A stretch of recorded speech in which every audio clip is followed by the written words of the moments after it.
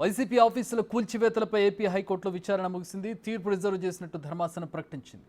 తదుపరి ఉత్తర్వులు ఇచ్చే వరకు స్టేటస్ కో కొనసాగేలా ఆదేశాలు జారీ చేసింది. నిన్న 11 జిల్లాల కార్యాలయాలు, ఈ రోజు 5 కార్యాలయాల్ని కూల్చివేయడాన్ని సవాల్ చేస్తూ హైకోర్టులో లంచ్ మోషన్ పిటిషన్ దాఖలు చేసింది వైసీపీ. నిన్న కార్యాలయాలకు ఇచ్చిన స్టేటస్ కో ఈ రోజు మెన్షన్ చేసిన మిగతా 5 కార్యాలయాలకు వర్తిస్తుందని హైకోర్టు తెలిపింది. అనుమతి లేకుండా పార్టీ ఆఫీసులను నిర్మించారని ప్రభుత్వం ఆరోపిస్తోంది.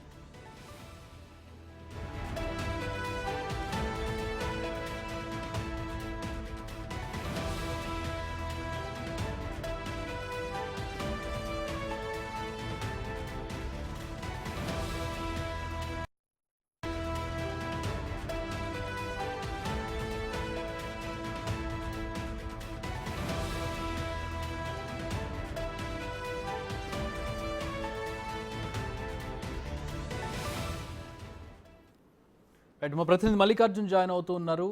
కోర్టు ఆదేశాలకు సంబంధించి ఏపీలో జరుగుతున్న కూల్చివేతలకు సంబంధించి పూర్తి వివరాలను అడిగి తెలుసుకుందాం. మల్లికార్జున్, స్టేటస్ కో అంటే యథాతథ స్థితి కొనసాగించాలని చెప్పి కోర్టు ఆదేశించింది. ఈ రోజు కూల్చేసిన 5 కార్యాలయాలకు సంబంధించి టెక్నికల్గా అంటే లీగల్గా ఎలాంటి ఇష్యూస్ రేజ్ అయ్యాయి, అంతిమంగా ఎట్లాంటి తీర్పు ఇచ్చింది కోర్టు?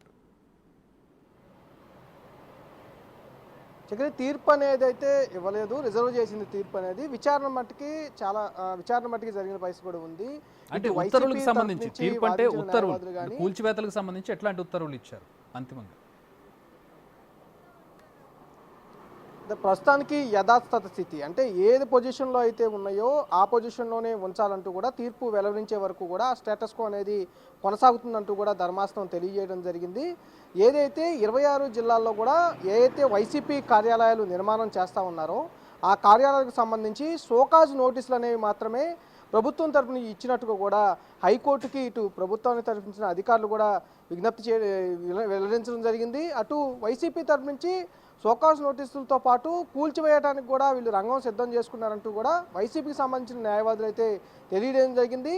ఈ షోకాజ్ నోటీసులు అట్లా తాడేపల్లిలో ఏదైతే కార్యాలయం, కేంద్ర కార్యాలయం ఉందో దానికి కూడా షోకాజ్ నోటీసు ఇచ్చి వెంటనే తెల్లవారుజాము నుంచే కోర్టు ఓపెన్ అయ్యేటానికే మొత్తం కూల్చివేశారంటూ కూడా ఆ విషయాన్ని అక్కడ కోర్టులో కూడా విజ్ఞప్తి చేయడం జరిగింది. మొత్తం 9 అత్యవసర పిటిషన్లు అయితే హైకోర్టులో దాఖలవడం జరిగింది. 9 కూడా ఏదైతే 26 జిల్లాల్లో వైసీపీ కార్యాలయాలు, జిల్లాకో కార్యాలయం చొప్పున నిర్మాణం చేస్తూ ఉన్నారో ఆ నిర్మాణానికి సంబంధించి షోకాజ్ నోటీసులు జారీ చేశారు. ఎప్పుడు కూల్చివేస్తారో తెలియని ఆందోళనతోనే మేము ఈ పిటిషన్లు అనేవి, అత్యవసర పిటిషన్లు అనేవి కోర్టులో దాఖలు చేస్తూ ఉన్నాము. ఏదైతే 2016 ఆ సంవత్సరంలో కూడా టీడీపీ ప్రభుత్వం అధికారంలో ఉన్నప్పుడు రాజకీయ పార్టీలకు సంబంధించి స్థలాలు అంటే నిర్మాణం చేసుకునేందుకు స్థలాలు లీజుకు తీసుకోవచ్చు అంటూ కూడా జీవో విడుదల చేసింది. ఆ జీవో ప్రకారమే వైసీపీ ప్రభుత్వం ఉన్నప్పుడు వైసీపీ కార్యాలయ నిర్మాణాలకు జీవో ఇచ్చినట్టుగా, స్థలాలు కేటాయించినట్టుగా కూడా వైసీపీ తరపు నుంచి న్యాయవాదులు అయితే వాదనలు వినిపించడం జరిగింది.